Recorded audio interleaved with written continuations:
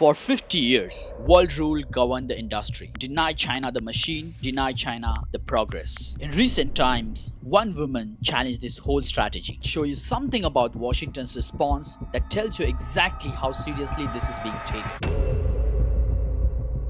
Every chip in your phone, your car, your hospital, every AI model that has ever spoken to you, all of it traces back to a machine. And 3 years ago, the US decided to use it as a weapon. This is the EUV lithography system. It weighs 180 tons, costs 200 million, ships in 40 freight containers. Only one company on the earth knows how to build it. Most coverage of this story called what happened 3 years ago a containment strategy. That framing is wrong. And by the end of this video, I'll show you exactly why the people who believed it were watching the wrong scoreboard entirely. America's bet was elegant. Keep China away from the one machine that makes advanced chips possible, and their AI ambitions stay frozen. The logic was pretty clean. The government was confident until May 25th. I spent nearly a decade inside the semiconductor industry, from the world's most advanced chip maker to the labs of leading AI chip companies. For 50 years, world rule governed the industry. Transistors get smaller every 2 years, and the machine enforcing that rule contains over 100,000 precision components. Washington's theory: deny China the machine, deny China the progress. In recent times, one woman challenged this whole strategy. Her name is He Tingbo. She runs Huawei's entire semiconductor division. When US blacklisted Huawei in 2019, she didn't ask how to copy the banned machine. She asked a different question entirely. She built what they called spare tires, backup architectures, a different way forward, a long game played in near silence. On May 25th, she stood at IEEE's ISCAS 2026, a peer-reviewed engineering conference. This is not a product launch stage, it's completely opposite of marketing. She wasn't claiming a smaller transistor. She was proposing that transistor size may no longer be the meaningful measure of progress. I found that framing worth reading further. And then she cited a number that completely stopped. I went back and reread the paragraph twice because I wanted to make sure I hadn't misunderstood the claim. 381. Huawei says it has already mass-produced 381 chips applying these principles. Not simulations, not lab experiments, production silicon. In real products over past 6 years. Sit with that for a second. I did, because if that number is accurate and no independent body has verified it yet, it changes what this announcement actually is. It's not a breakthrough, it's a reveal of something that was already in motion. Here's what they're actually doing. In circuit theory, tau measures how fast a signal switches inside a chip. Huawei's argument: stop racing to shrink transistors. Compress the time signal takes to travel from individual transistors up to AI training clusters. The technology is called LogicFolding. Traditional chips are flat. Logic spread across 2D surface. LogicFolding stack those layers vertically, like converting a factory floor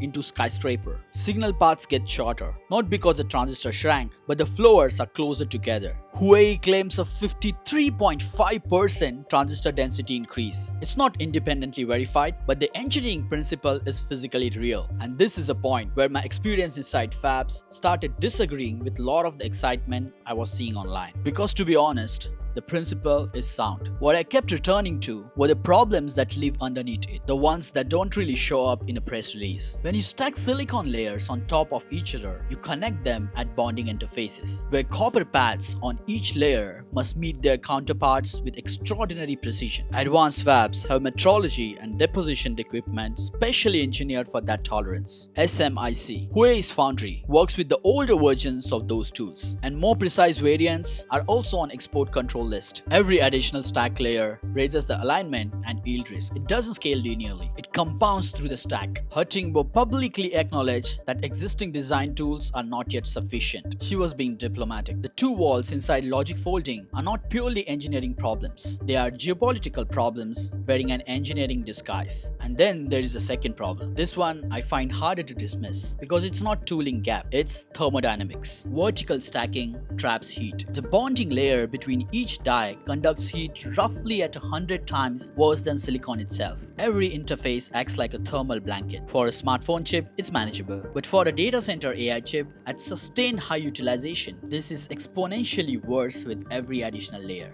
He Tingbo said they have solutions. She might be right, but the ultra-thin deposition processes required, they depend on equipment that is also on the export control list. This is not just a thermal engineering problem, it is a sanctions problem that happens to look like physics problem. So in reality, two biggest technical hurdles inside Huawei's breakthrough, both in part are controlled by Washington. If you want analysis that goes to this level, inside the physics, geopolitics, not just the headlines, then please subscribe. Now let me show you the part that reframes the entire announcement. By 2031, Huawei targets transistor density equivalent to 1.4 nanometers. When I read that, I assumed it's like an overstatement. So I worked through the math and it turned out pretty interesting. What the math is measuring is more specific than the headlines suggest. Stack two layers of roughly 7 nanometer class silicon vertically. Density per footprint doubles. Stack more, the number keeps climbing, and that's how you reach 1.4 nanometer equivalent density. But each individual transistor still switches at 7 nanometer speeds. Huawei didn't build a faster city. They stacked more apartments on the same block. The building is taller. The elevators are still running at the same speed. In AI inference, elevator speed is everything. The sanctions were designed to slow transistor progress. What Huawei has done is make transistor progress less important. When that clicked to me, the rest of the paper look completely different. Hold it for a moment. I promised you initially I'd show you the Washington's response. Here it is. The nightmare scenario for American policymakers was never that China catches up to TSMC. It was that China discovers a completely different path, one that sanctions was never designed to stop. Last year, the Bureau of Industry and Security declared Huawei's recent AI chips should not be used anywhere in the world, not just restricted from export. Flagged for use by European cloud provider, a Gulf startup, and Asian university as a potential violation of American law. Washington was no longer just restricting a machine. It was trying to draw a legal border around a foreign AI architecture. Commerce has since softened that language, but the original intent tells you exactly how seriously this is being taken. So where does this actually leave us? Huawei's engineering is real. The alignment risk is real. The thermal wall is real. Their 2031 target